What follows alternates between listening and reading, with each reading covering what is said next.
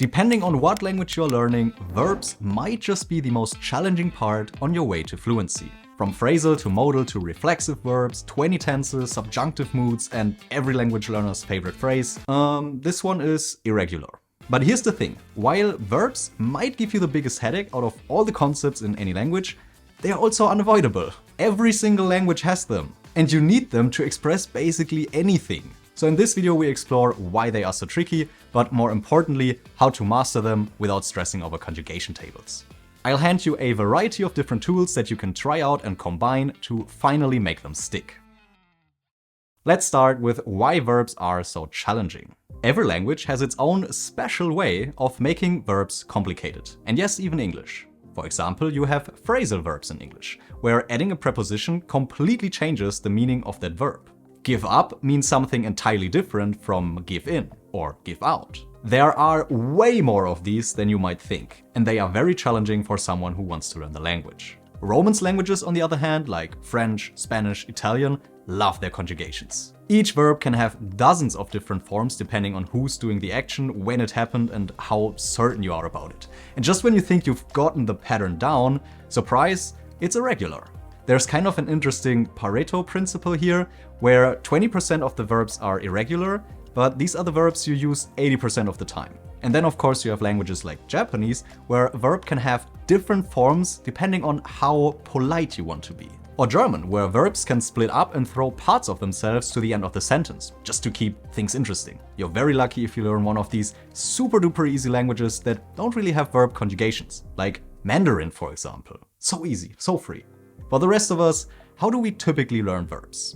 Well, if you've ever taken a language class, you probably know the drill. Conjugation tables, present tense, past tense, future tense, conditional, subjunctive, and just memorize them all with irregularities and whatnot. This is just how it works. I mean, as a toddler, it was always exciting to study conjugation tables between nap time and playing with these block thingies. Wait, what? Of course not. That's not how it worked at all. Like every baby, you learn verbs through magic. Or rather through exposure and then later use. And while your brain might work a bit differently than when you were a baby, although that's debatable, nap time still sounds pretty great, you can still acquire language in a similar way. Let's break this down into what we actually need to learn verbs. We need to know when to use which tense or form in general, and we need to know how the conjugation of that tense or form looks like. Traditional methods focused almost entirely on that second part, drilling conjugations without much context. But without understanding when to use these tenses, it's about as useful as memorizing the most amazing recipe for the most incredible food, but then never stepping a foot in the kitchen. So before even going into strategies, maybe think about what Fergar9264 has to say. I'm a native Spanish speaker, and my advice for beginners is to use infinitives when you are talking. It's perfectly understandable and you won't get jammed every 5 seconds. The correct conjugation will come to you over time through reading and listening in Spanish. There is not a more awful thing than to talk to someone who is trying to work out the proper conjugation in every verb he says. Okay, but let's say we want to take one step further and actually sound good. Let me give you some numbers to give you some hope. There are about 20,000 verbs in Spanish. Feeling hopeful yet? Wait, this wasn't my point yet. Assume that a language learner is aiming for 90% coverage in each of the 4 parts of speech that represent open classes: nouns, verbs, adjectives, and adverbs. This 90% figure will be obtained by knowing about 2,600 nouns, 230 verbs, 980 adjectives, and 50 adverbs, or a total of about 3,800 total forms. So actually, you just need to get to 230 verbs for 90% coverage. That's only about 1% of all the verbs. And you don't need to master all 16 tense conjugations of these verbs either, at least not right away. If you're learning Spanish and prefer Latin American Spanish over the Spanish from Spain, you could completely ignore the vosotros from all conjugations. You'll still understand it when you encounter it, but you don't need it in your active vocabulary because you'll never use it. Now that we've hopefully taken some pressure off, let's look at how to learn these verbs effectively. We already broke it down into 2 main skills: knowing when to use which tense and knowing how to conjugate in that tense. And here's a TLDR or spoiler: context is everything. Learning verbs is not about knowing each conjugation of each verb. It's about you knowing or developing an intuition for what sounds right. And it only comes through exposure to real-world language usage. This is why pure memorization of conjugation tables doesn't stick, unless you want to keep coming back to these tables forever. You need to see and hear these verbs used naturally, in context, over and over again. That's how your brain starts to recognize patterns and develop that natural feel for what's correct. Grammar priming can help here, having a basic understanding of when to use different tenses. But everything beyond that should come from exposure. Don't overload your brain trying to memorize all the rules. When you're actually speaking, there is no time. There is no time to think about rules. There's no time to construct that sentence actively in your head. The only thing you should think about is the idea you want to express, and the language needs to flow naturally. And this doesn't work if you're memorizing grammar rules and verb conjugations. But let's say you already did your grammar priming and you also get lots of comprehensible input already, but you really just want to dedicate that extra bit of effort into verbs. If you do want to learn specific conjugations for specific verbs, learn them in phrases, not in isolation. Instead of memorizing I eat, you eat, he eats in your target language, learn useful phrases like I usually eat breakfast at 8 or tomorrow I will eat pizza. This way, you're not just learning the conjugation, but also when to use it, and you're getting ready to use phrases for real conversations. This also stops you from falling into the isolation trap that leads to many common mistakes. Watch this. I need to make a decision. I'll typically hear people say, necesito hacer una decisión, to make a decision, right? I'm going to take steps to fix the situation.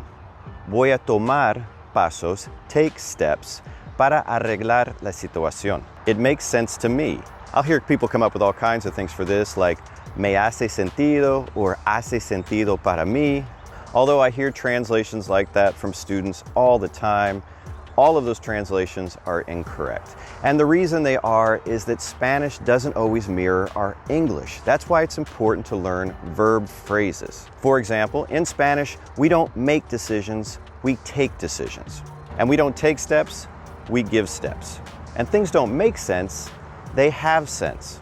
The correct way to translate those things all involve verbs that most students tend to learn pretty early on because they are so common and useful, right? But if they were only learning them as individual words, you can see how mistranslations like this are possible and, well, even probable. If you use Langia, my language learning app, you can use some of the features to your advantage. You can set a focus on specific tenses or even outright type which verbs you want to see when generating stories, so you get more exposure to the patterns you want to learn. Or you can ask it to use 2 different tenses so that you develop a better feel for when to use which one.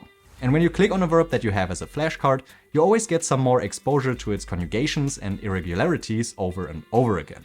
Just some small, tiny features among many others that are built around the whole idea of comprehensible input.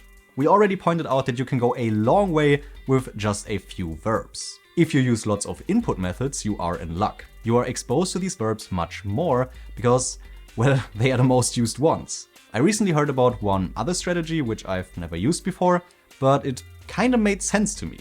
So the idea goes like this. Instead of the typical way of learning present tense for a bunch of verbs, then past tense months later and future tense even later, like most courses do, you could focus on one type of verb at a time. In Spanish, for example, 88% of verbs end in AR, and only 5% of these are irregular. So by learning just 3 to 5 tenses for one single AR verb, you can easily apply that pattern to hundreds of other verbs. This lets you talk about past, present and future from the very beginning without being stuck in present tense for like 3 months or so. In theory, that sounds good, but at the same time it means you're spending less time with the gnarly irregular verbs, which are usually the most important ones after all. In the end, in my opinion, none of these techniques are really absolutely necessary, and I don't use most of them myself. I'm just giving you a toolkit of suggestions. It's up to you to figure out which ones you enjoy and that keep you motivated and progressing. If you somehow really enjoy doing these verb conjugation tables and it works for you, I won't stop you from doing that either. For the sane people among us though, I would suggest focusing on context and on exposure. And if you're struggling with verbs because you feel stuck at the intermediate level in general, I would suggest you check out this video I've done. It's about the intermediate plateau. I break down exactly why progress feels slower at this stage, why it's only natural, and what you can do about it. Thank you for watching, and I see you next time.